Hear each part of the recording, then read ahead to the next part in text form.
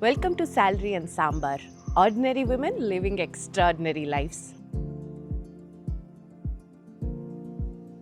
Today, we have a guest who wants to keep her identity under wraps, and we completely respect that. We are delighted to introduce you to the incredible Parvati. Parvati is an IT professional, a powerhouse, and a single mom, but not in the way that society usually boxes it. She isn't widowed, she isn't divorced, she simply chose motherhood on her own terms. Through IVF, Parvati embraced the journey of raising her child solo. No husband, no traditional father figure to her child, just her strength, her love, and her decisions. Her story is anything but ordinary. It's a bold, beautiful, everyday adventure navigating this world which is too used to the presence of a husband and a father. Hi Parvati, welcome to our show. Thank you. Thank you for being here today. My pleasure. I just was wondering, how's life been? Life has been busy, which is good. That's exactly how it should be. Better than being idle. So we were telling our audience what a powerhouse you are. I just wanted to know what put in your head to have a kid. The unconventional way. IVF is not unconventional anymore. Yeah. But doing it without a partner, that is Yes. the unconventional part. It was not the initial decision at all. The initial decision was what we watch in movies, like you meet someone and you fall in love and then, you live happily ever after. But, sometimes things don't go the way that you want it to go and then you kind of reset. So when I reset at that moment, I kind of said that I still want to achieve a few other milestones. So maybe I'll bypass the traditional route and go the unconventional way. I don't think I thought about, how will I do it? How will I manage? What will people think? So the desire far exceeded maybe the pros and cons discussion in my mind. So it seemed unfair that in order to enjoy those life stages, I needed to go through a social institution that was not necessarily working out at that point in time. Not because I hadn't tried, it just didn't happen. Is there any particular pitfall or, heartbreak that made you take this decision? Well, life is a series of heartbreaks, isn't it, for most of us? I think in the beginning, I always thought that you fall in love only once, right? And then as you get a little older and a little wiser, you realize that that's not true. So I think I did fall in love multiple times. I don't know about other people, but it happened to me for sure. Each time I learned something from those relationships. Some of them were not very pleasant to end. Some of them ended somewhat pleasantly, but they didn't work out for a lot of other reasons. So the last one kind of didn't really work out because of the whole family angle, like usually in typical traditional marriages, your parents will sit and check off all the There's a right checklist boxes. that they have to. Right. So they will match your horoscope, height, weight, earning, education. But when you fall in love with someone, you throw that out, right? Yeah. And then after you fall in love, you start to work through the checkbox. So some of those are probably you can work around, like they're not deal breakers. But there are some topics where, it becomes impossible to move ahead because it hits like a deadlock. So I think usually families getting involved is that point, because even though you like the person and the person likes you, doesn't mean their family also likes you. So if they don't, then you try for some time, you think it'll change, and they think that, maybe you will lose interest in each other and it will end automatically. No matter how far you drag it, it's not going directionally anywhere, and you're just spending more and more years in a relationship that is destined to end. So I think when we reached that point, we kind of decided to just part ways, which was a little later. At this point, to now start afresh, again meet someone, again fall in love, again get to know them, it's just so exhausting. Then again you feel like, time is flying, you're getting older, and time frame, like a biological clock that is ticking away. I always have the time to meet someone, fall in love and get married at 40 or 50 or even 60. But I may not be able to have a child at a later stage. So why not get on with life, and we'll come back to this step maybe in the future. That's easier said than done, but you have done it, so we'll take your advice there. From childhood there is like a brainwashing that happens, right? So you're conditioning. told that there is a path to take. So oftentimes we don't break out of that mold and think that, you know what, maybe we could do it differently. There are a lot of women out there who are in marriages but are effectively being single mothers or single parents, right, to their children, because there is a nominal or notional support that comes from the spouse. The workload is primarily, you know, caregiving and nurturing and nourishing and running the household is largely resting on the woman. So if you were to look at the real situation on ground, you need money. The rest is all social stigma. So if you're already earning the money, then you start to question, like, why do I need another person, right? Like, this could work out. Like, I drive, I go on a bike, I work a job. So we spoke about family, right? How Yeah. involved family is in all of our decisions. Yes. So when you had this idea of having a baby without having a partner, how Yeah. did your parents react to it? I have to say that my parents have been very tolerant of all my escapades. But this is really like taking it to another level. You know, it took me about a year to get back on my feet after I came out of, you know, that relationship to figure out. I had a handful of friends whom we had discussed, what if we can't have kids? And I categorically said that we'll try everything. Worst come worst, we'll adopt. But I was very particular that I wanted a child. By knowing me, they knew that if she says she wants it, she's certainly gonna go for it. I don't think at that point I thought much. I just on a whim went for a consultation to kind of figure out, you know, like, what did it entail? What would it cost? What would be the treatments involved? And is it a long road? Like, will it even work? I didn't inform anybody, not even my friends. Because in my head, what I was thinking was, it may or may not work out. Somehow, by my good luck, it just worked out, like right away. Which I was also extremely shocked, because it's not like I was very young at that age, right? So I thought it would be like a year or two, because I'd heard some of my friends who were going through these processes who were talking about how it was taking a long time. Good, you know, so you... Genes, great genes you have. No, I don't know. I mean, it depends where those genes also came from.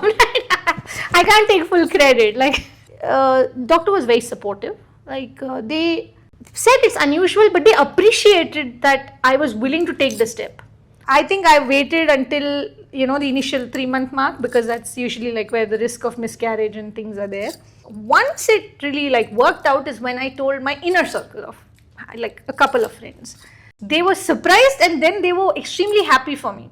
You could even gauge that there was a lot of admiration. I was like, the rest of the world can be damned, like, you know. But I owed it to at least tell my parents, for the simple reason that they're still social people with those kind of thought processes and social relations. So this was one of those moments that I was like, now this is really going to be like black sheep of the family. So I had to go to my parents' house for lunch. I went for the lunch, finished the lunch, and then I sat them both down and I said, I have something to tell you. Okay, and then I proceeded to tell them that I'm pregnant. And to my absolute shock, my mother was immediately elated. Did she assume there's a partner? She didn't care, I think. She was just happy that she was gonna be a grandmother. There was gonna be a child in this house. I don't think she thought to anything else in that moment, which is, I think, the most, you know, like natural reaction to come, right? Like, the logical things should come later, whether you can afford it, whether it is socially accessible, like, those are secondary. My dad, I think his face itself fell. Okay. And he had zero reaction. It was like, there was nothing, it was blank. And then my mom is like tapping him and she's telling him, you're going to become a grandfather. Okay. Because she thinks he doesn't realize it. But his mind has gone in the logical direction. Like, how, when, where, like, how will we explain this? Like, he's gone in that direction, right? And I understand, like, you know, I mean, they are their people, right, at their age, with their upbringing and their traditions and their values. Somewhere, obviously, there's a clash. While I was leaving, my dad told me, like, you know, you're making this decision for that child. Do you know how that child will face the world with the decision that you've made? So his concern at that point, I realized, was not about what others will say. His concern suddenly became that I have made a choice which might dictate how the child will be received by the world. After that, I left it to them to tell the rest of the family or not tell or whatever it is that they had to do. I did not get into it. After that, people saw me and noticed that I'm pregnant. Some of them, out of their own awkwardness, did not want to ask how, because they knew my marital status was single. Some who felt a little more forthcoming or, foot in mouth would directly ask, but how? When did you get married? Like, I'm like, I didn't. Oh, so then they'll immediately be like a pitiful look, like, ayyo, like someone's done something wrong with her or something like that. And others were like more logical, like, so then how? And then I would have to explain to them that marriage is a social institution. You can be married and not have kids. You can be not married and have kids.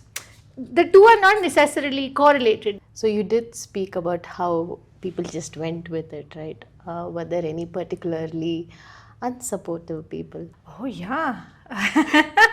Oh yeah, without a doubt.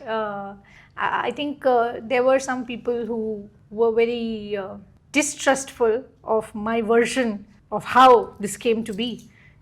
Their opinion was this was something that occurred as an accident because, I was promiscuous and now I'm just trying to pass it off as something legit, right? And honestly, I still didn't understand how that was relevant. Typically, the notion has always been that you will officially name your child and have it associated with a father, right? For parentage, lineage, or whatever. So if you're not doing that, then the question becomes that maybe the lineage is not good or the lineage is already taken for someone else. I think how a woman conceives is only her business.